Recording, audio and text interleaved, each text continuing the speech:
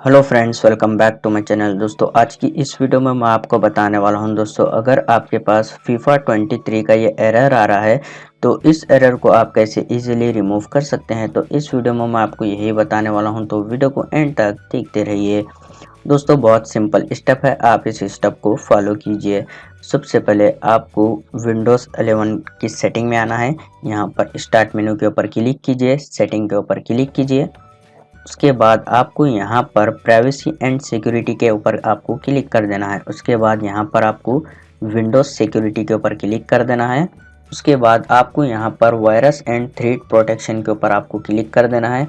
फिर दोस्तों आपको यहाँ पर स्क्रॉल करना है। उसके बाद आप यहाँ पर देख सकते हैं मैनेज सेटिंग, आप इस पर क्लिक कीजिए। यहाँ पर इसको आप डिसेबल कीजिए।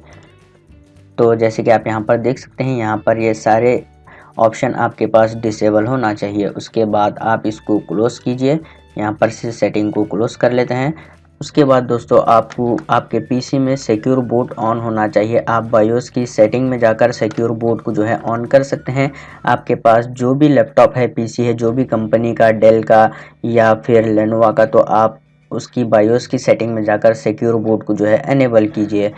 उसके बाद आप जो है जो भी एप्लीकेशन में से ये गेम को प्ले कर रहे हैं, जैसे कि स्टीम एप्लीकेशन है या फिर ओरिजिन है, तो जैसे कि यहाँ पर मेरे पास ओरिजिन एप्लीकेशन है, इसको राइट क्लिक करना है।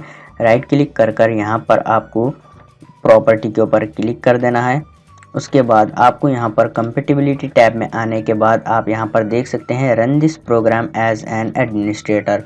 आपको इसको बॉक्स में चेक कर कर अप्लाई के ऊपर क्लिक कर देना है। फिर आपको ओके के ऊपर क्लिक कर देना है। फिर आप एप्लीकेशन को ओपन कीजिए।